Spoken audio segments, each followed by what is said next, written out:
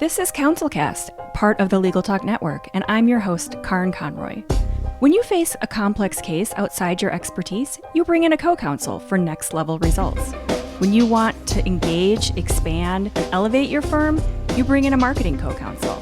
In this podcast, I bring in marketing experts who each answer one big question to help your firm achieve more. Here's today's guest. So I'm Aaron Carpenter with Legendary Lion and Mental Health Marketing. I opened my doors to my creative agency in 2011, but I worked for a couple of other firms, specifically in the arena of SEO before that, and for Joomla development support. I'm a full stack designer and developer. Everybody on my team is. And we just love tinkering on the web. On the weekends, you'll find me tinkering on some new piece of code or framework or something like that, because that's what I love to do. Fun. I have more of a design background myself, but I do love kind of getting into the code and figuring that all up until a certain point. And then I kind of get to a point where I'm like, okay, I'm done here. Like, this is getting, where I need my team to come in and help with that. But I do think there's some serious value in having working with people who actually know how a website works and what's required of it, what is going to be a challenge, what's going to not work necessarily on a website, from their own understanding of being able to get in there and do it, and not just like, oh, I've seen a website once. Right? Mm-hmm. Yeah.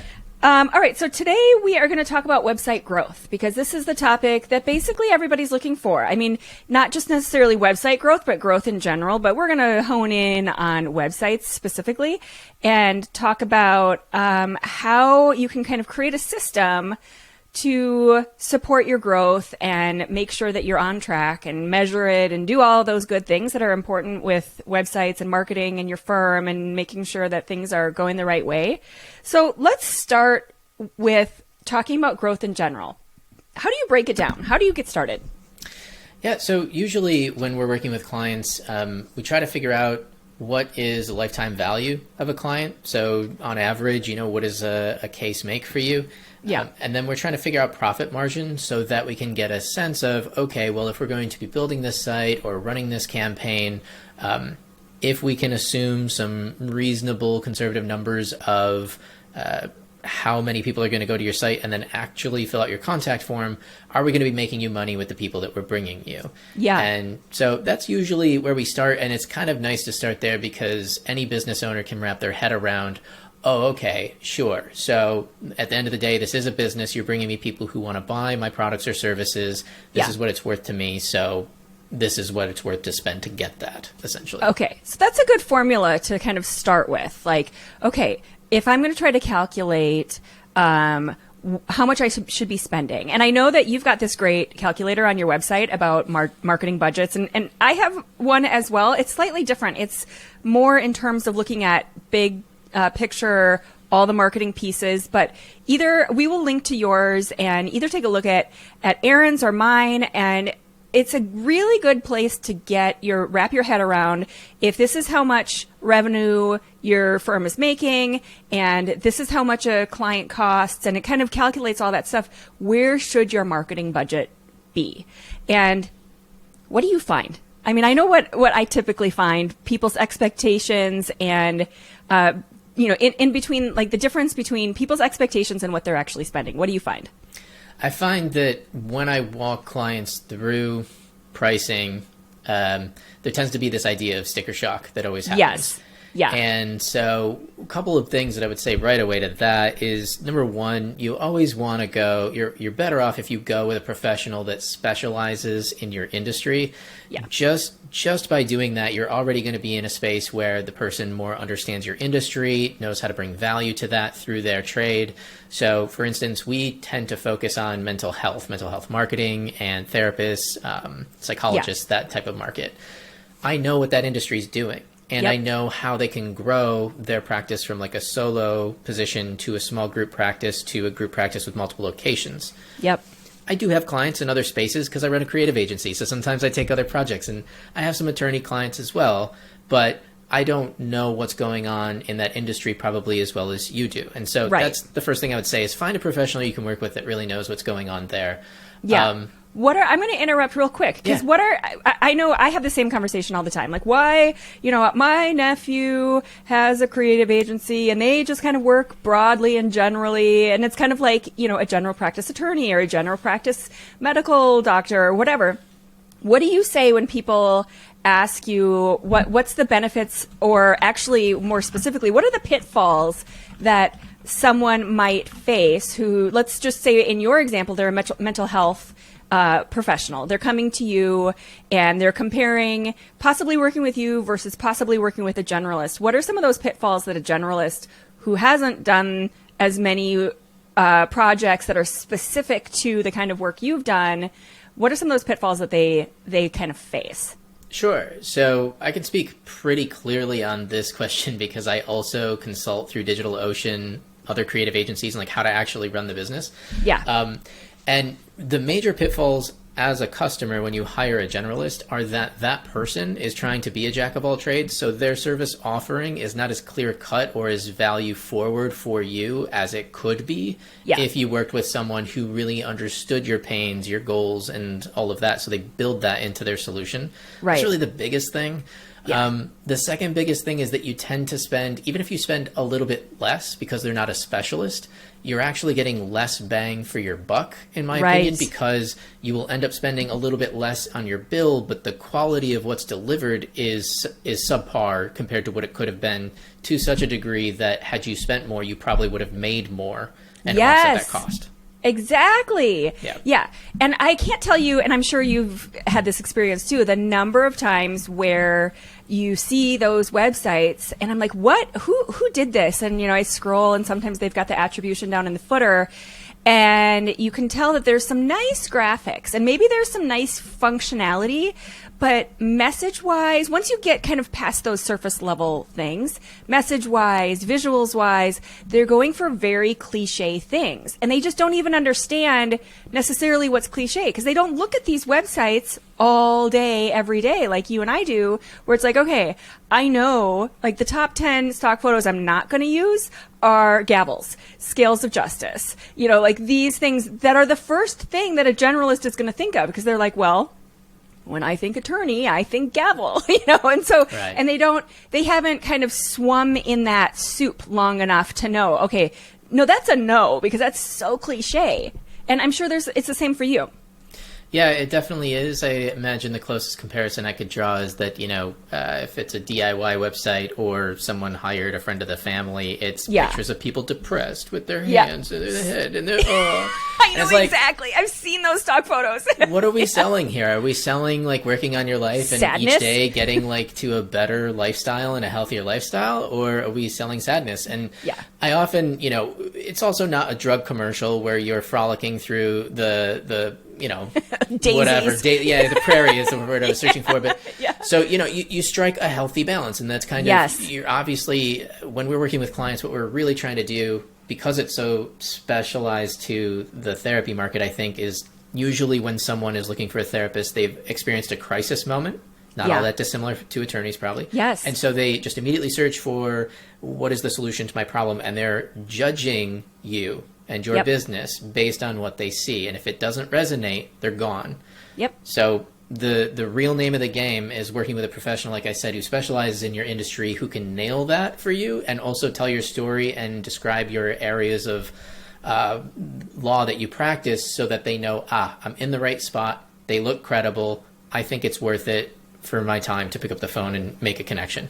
Yeah. And there's such a fine balance between those things that you've described, where are we selling sadness? The equivalent for some attorneys is like, are we I've seen a lot of criminal defense attorneys who have like police tape and like bars, like the jail bars and stuff. And it's like, nobody who just went through that's not what they want to see. It's not what they want to think about. They want to think about how you're going to solve that problem and how you don't think of them in those ways. And same for therapists. They don't want to be thinking about how sad they are or how frustrated or whatever that negative feeling is. But at the same time, you don't want to go full on. I like that description of the drug commercials, like skipping through the prairie with the flowers. You know and exactly what I mean when I say know exactly it. what you mean. It's like oversaturated, and then you got the voiceover with all the disclaimers on the commercial. It's like so bad. But the stock photos are also so bad that they are not trustworthy, and so you have to walk that line in being trustworthy and finding images and visuals and messages, and that's not easy to do. That's where we come in. So let's talk about how you then. So obviously we need the website. So let's bring it back to growth. So we've obviously figured out we need to work with someone who understands this industry and has done this a few times at least. Like, you don't want to just hire your nephew because they need a few $100, And so, okay, so we've got the person. Now, how do you set up your systems for planning for growth? Sure. So just to kind of put a finer cap on the previous thing. Yeah. It seems like you could save money, you could hire the nephew or whatever, but the bottom line is I've worked with people over a large period of time, people who have 7-figure plus practices, and they all say the same thing. When I ask them a question, I like to ask my clients questions to like stay in tune with them. One of my favorites is, if you could go back to when you first started your business and give yourself advice on how to grow it better, what would you tell yourself?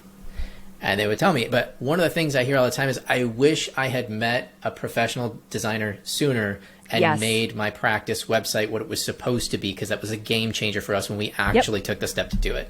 Yeah. So then how do you start to measure this stuff? Well, classics are going to be like, you have Google Analytics and you use Yoast SEO and you use all those things. And those are all great tools. But in my experience, at the end of the day, owners are really interested in, okay, well, I paid you this much. What did you bring me? So having some sort of system set up with your professional where you can reliably get a report or have some sort of tracking that's a little bit more simple than you like learning all of Google Analytics and spending time with your professional, like trying to talk to about how do I create this report? That's really not something that you would probably do with your accountant. Right. So I use like accounting as a good analogy often because it's another profession that requires a lot of experience to do well, but ultimately they're handling something for you that you don't want to be doing all day, every day. There's some involvement, but it's not you doing your books anymore. It's kind of the same with your website. Yeah. Oh gosh. And it's tax season, and I'm like feeling that in a big way because it's like, oh, if there is one area that just turns my stomach, that's it. And it's like, finding the right person to manage and control and make sure that it's maintained similar to your website and your marketing is key. And so you don't have to sit and babysit it, number one, and you also have confidence and faith that it's going to be done. And it's going to move you towards that, whatever that goal is. So, okay. So how do you then create? So we kind of started through the like starting phase, and then we talked about kind of numbers and metrics and kind of getting those basic reports in line, whatever that means for your firm, because it's obviously different for different firms. Like, are you looking for more phone calls? Are you looking for more mentions in the media? Or are you looking for just more clients, more money? So measuring that, because there is usually a gap between the numbers that are coming on the website and knowing how many of those convert to actual sales. And that's where your reporting comes in, right? How do you recommend people keep track of that gap? Just spreadsheets or their intake person, or what do your clients typically do in order to keep track of that? Yeah, generally the best method is an intake person, because there's no guarantee. Like if you're doing organic SEO or paid advertising or pick your marketing tactic, there's no way to truly know that person didn't search for you but then found you again another way and then pick up the phone. Or if you're not tracking your phone calls through some service or something, then really just the best method is the low fidelity one of, when your phone rings, have your person ask, how'd you hear about us? And then write that down somewhere. And even that's not super reliable, you know, like people will be like, oh, I Googled you, but like, was it a paid ad or was it organic? Like, they're not going to have that whole conversation, but just, you know, it is part of your marketing. Tell me exactly what you typed and what time of day was it? And, yeah, exactly. You're not going to get that nerdy about it. Yeah. But there is a point where you start to recognize patterns. And that's what I suggest to people too. Like, just notice where if there's a certain source that continues to feed more and more referrals, well, okay, let's dig into that. What can we do? How can we do more of that? Is it, you know, a certain blog post? Is it a certain ad? Or is it, you know, a placement on a certain website or something that you did where everybody keeps mentioning that? Or maybe, you know, people don't talk about this enough. Maybe it's a traditional marketing thing where you went to a certain event or you spoke at a certain place. And, you know, it was like in person, not online kind of marketing. But, you know, make sure you're paying attention to wherever you're seeing those patterns. Yeah. And the first thing people are going to do when they're vetting you is search for your site or search for your firm. So, it always comes back to that and making sure that that's locked down. But I have a client who is a law firm and they're a little bit bigger. And one of the things that I realized in working with them is that needs change as a firm grows. So you can, for instance, really be trying to hunt down work and get the bills paid and everything as you're starting the firm. But then as you start to hire on more associates and different things and bring on partners, then it changes into more brand recognition and name recognition. And then it turns into, like, at the higher levels, even media appearances and stuff like that. So, you know, a digital marketer can really help you make a lot of that stuff happen. We just need to know, what are your objectives and goals for this year? So if you're doing traction and EOS or whatever, setting your goals for the year, that should be something that you share with your marketer where you're going, oh, okay, well, you know, one of our big things is we want to build authority. So how can you get us posted on some industry related blogs or get us like on a show or media buy, whatever that is, and have that conversation. Yeah.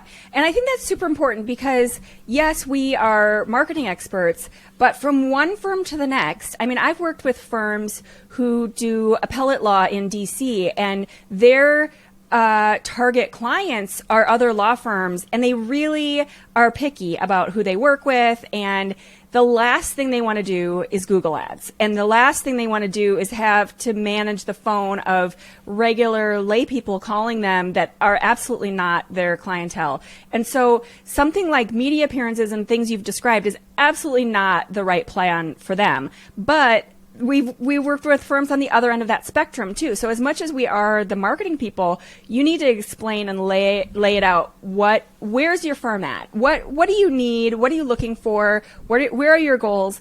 And lay that out before you have those meetings with your marketing people. Mm-hmm. Yeah, for sure.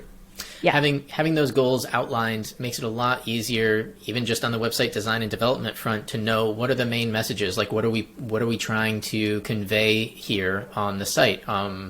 So, you know, that having those goals outlined kind of makes everything else flow in the right direction, so you feel like you're swimming downstream, not upstream. Exactly. Yeah. And then once you start, it's like everything else. You know, you build that right foundation, you start with that strategy and that plan. And then as you go forward and you're making decisions about which social media to do, what kind of, you know, whatever those marketing pieces are, you can kind of go back and say, okay, does this fit? And how does this fit? And what should we say about this? And you've already kind of defined that in a rough way, so it makes everything easier. Like you said, kind of floating downstream.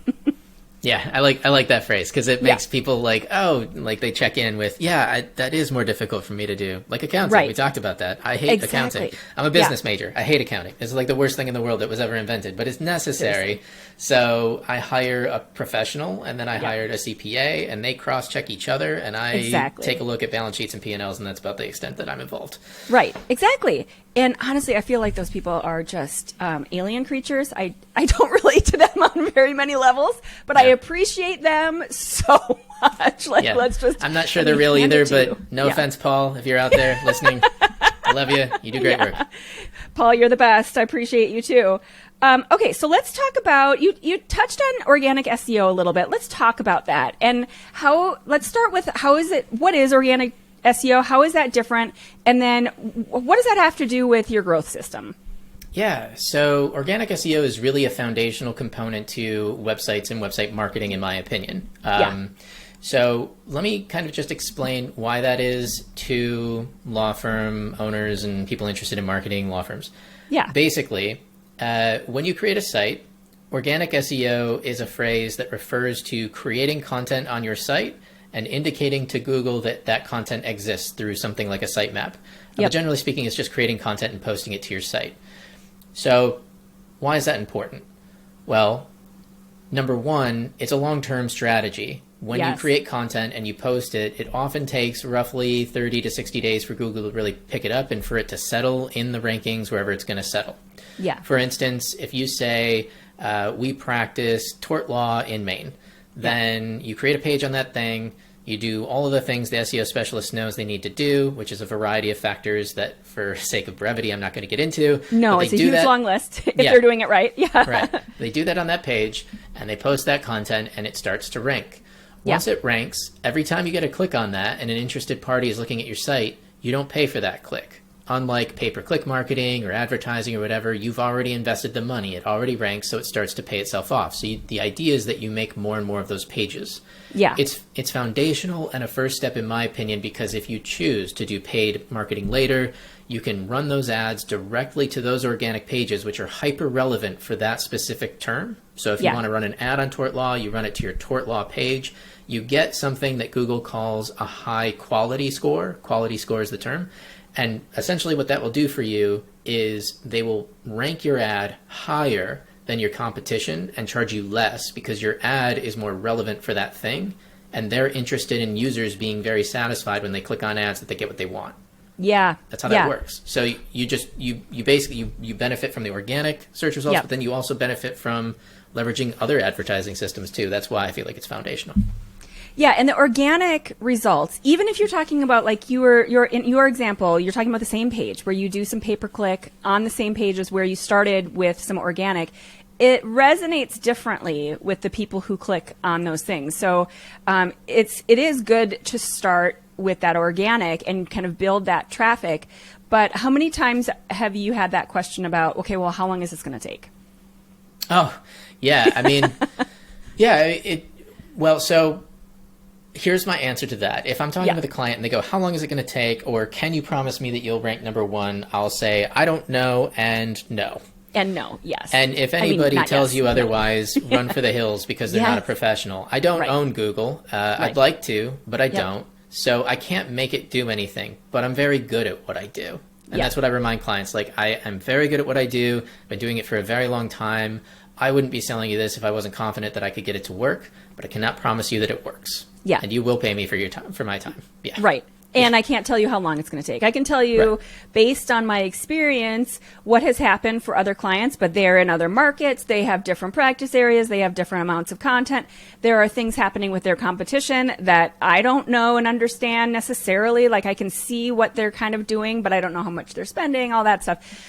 So there's so many factors that to try to make any kind of a promise is really, it's kind of... it's disingenuous. It's not possible. It's just not possible. Yeah. There's a lot of snake oil in SEO work. The people that do it honestly will give you answers like that. I can't make that promise. I don't have guarantee.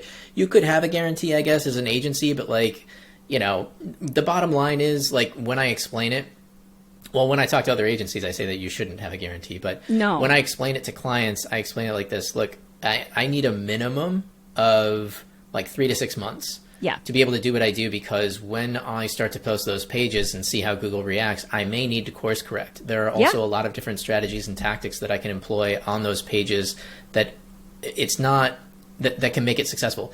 It is not a commodity. Right.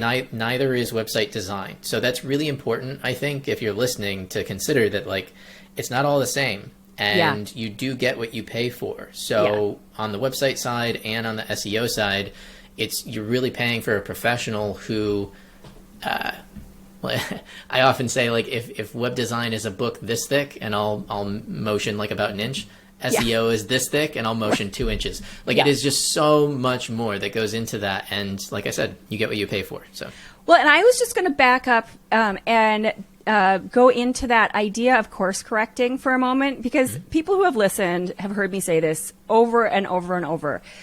If you are not what you call course correcting, but what I can't stand it when people call this mistakes or failures or anything even slightly negative, because for me, it's data and it's research and it's figuring out what's working. And this is the process. And it's not negative. It's not that I did something wrong. It's not that we were spending your money the wrong way, or, you know, any way that someone might look at that and think, oh my gosh, wait, what's this course correction thing you're talking about?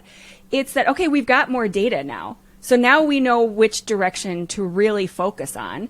And that's marketing. Like that's what it comes down to, is taking all that information and then continually refining and adjusting and making it better. And so when you talk about that 3 to 6 months, is that typically on an existing website? Because when I am talking to people who are starting from scratch, like they're starting a brand new firm, that's a different number for me. Because if they have nothing out there, and they're, especially if they're in a competitive marketplace and, you know, in geographic area, that time frame is going to be different if they are starting at zero. Don't you think? Yes, I would largely agree with that. And without getting too far into the weeds and like high-minded SEO stuff, since this isn't a podcast for SEO specialists, I would say that there is something called domain authority that as a website owner you should know about.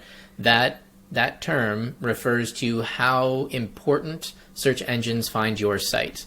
Right. They find it more important the more links you get from other high domain authority websites.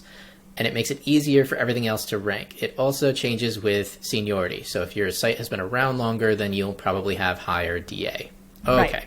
So I agree with what Karen's saying, because if you're a brand new website, Google doesn't recognize you, you're new to the show, and you have no links, so anybody can just fire up a blog. A good way to think about it is like, if it's really, really easy to do, it's probably not worth much in SEO. Exactly. Because if it's easy to fake, easy to replicate, then it doesn't mean anything anyway. So that's a good way to think about it. And if you're going up against a firm that's been there and working on it and been consistent with their marketing and their organic SEO for the last 10 years, it really doesn't seem right on any level that you should be able to come in and just, you know, bump them off of their ranking that they've worked to establish for the last 10 years. So, you know, it should be that hard and more complicated and take time. That's true. And in terms of like, so generally speaking, like general SEO strategy that might be helpful for people listening now is if you're in a situation where you have a competition or a competitor and you want to outrank them,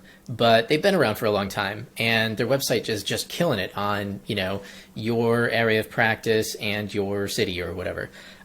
The way around that, and to talk to your SEO specialist about this, is something any specialist would be comfortable with, is to go after what are called more long tail keyword phrases. So you make pages that are far more specific than just your area of practice and your location. Yeah. Because of course that's searched the most, but it's also the most competitive. So you kind of play this guerrilla warfare game of, instead of going toe to toe with them on that, you make like pages around topics around that area of practice and your area. And then you can rank easily on there, or more easily there, and capture, even though there are fewer searches, you get a bunch of those pages going, you get as much searches as what's happening in the center.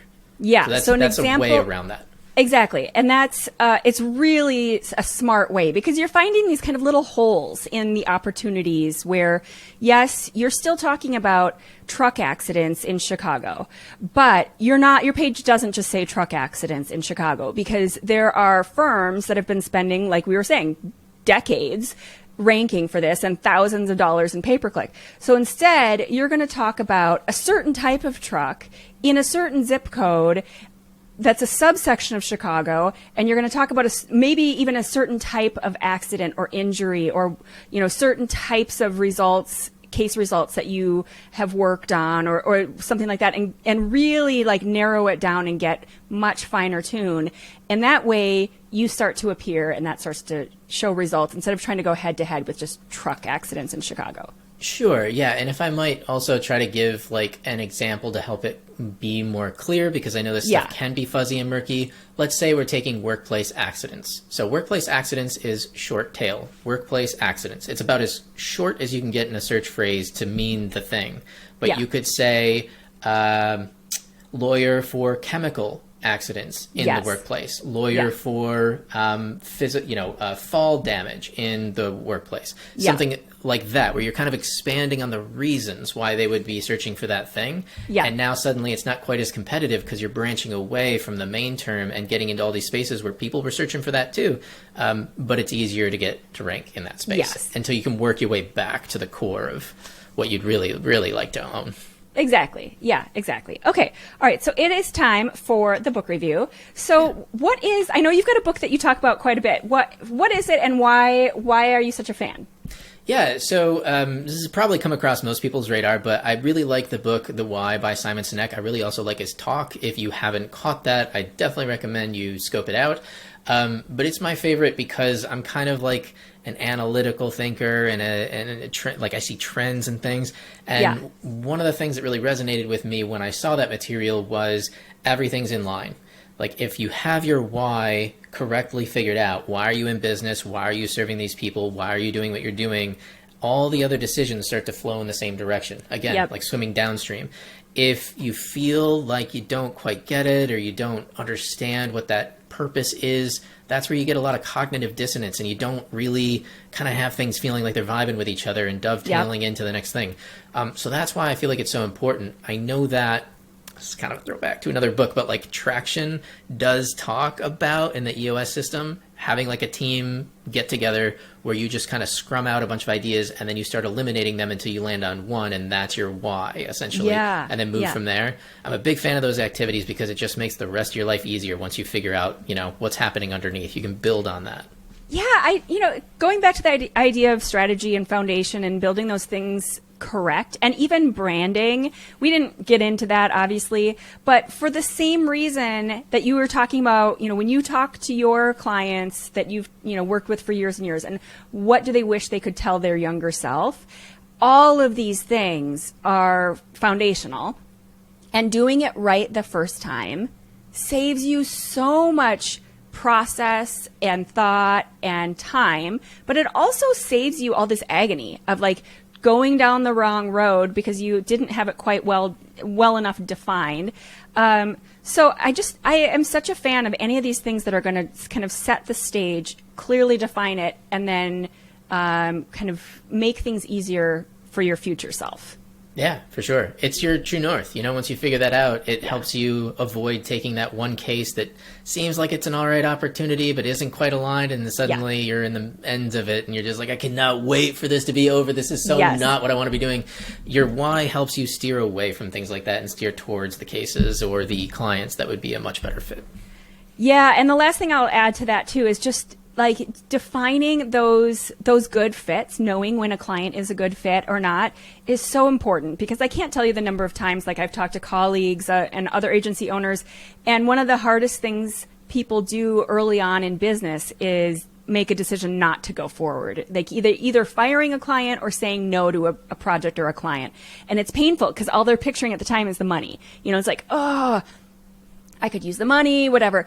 But once you do it the wrong way and you say yes to the wrong client, you realize, okay, it's not worth it. It's so not worth it. And so having those definitions in place ahead of time where you can kind of put it in the box and know and not question yourself, that also just saves you some kind of angst from having all that painful kind of decision anxiety around it. So I sleep better at night, for sure. Yeah. Exactly. And honestly, once you get busy too, a little guilty admission here, but it feels really good to fire a really crappy client. It feels so it does. Good. Like, I do not need this. I don't need you. Either play by our rules or goodbye. Find another provider. Yeah, exactly. I'm busy. So people value my services. That's a really good spot to be in. I talk with a lot of agencies regularly, and people who are starting just don't have the liberty of that. Right. But it's really great. But I mean, too, again, if you're working with a professional in your industry and everything, those types of situations are far less likely to happen. In my experience, over a decade of being in this line of work, they happen far more frequently when you're just misaligned with who you're doing business with anyway. Yeah. And that's more likely to happen if it's not a professional who focuses on your industry. So. Yeah. Oh my gosh, that's perfect. It comes full circle now. We started with that. Now here we are. Okay. So let's do one big takeaway, because I feel like that was perfect. Bring it all back around. Yeah. I mean, one big takeaway from this conversation, I feel like the biggest thing, I mean, you know, if you're listening and you're like, but he's a marketer. Yeah, that's true. I hate to toot my own horn here, but like, you got to get your website right, man. Like, I know that's what I do, but you got to get it right. That's what all my clients say, like when they're talking about how to grow their business and stuff. The best way I can put it without you feeling like I'm biased on this issue is when you are searching for professional services, are you judging those professionals by what you're looking at? Yes. 'Cause if you are, your clients are doing that to you too. You got to get it right. If you get it right, then you start the conversation off right. You have the authority built. They trust you more. Then you really can start off on the right foot. If you don't get it right, they might just be clicking back on their browser and going to the next guy. Yeah, 100%. And then you get all those red flags, and you get the wrong clients, you get the wrong alignment, you have the wrong, you know, everything just feels wrong.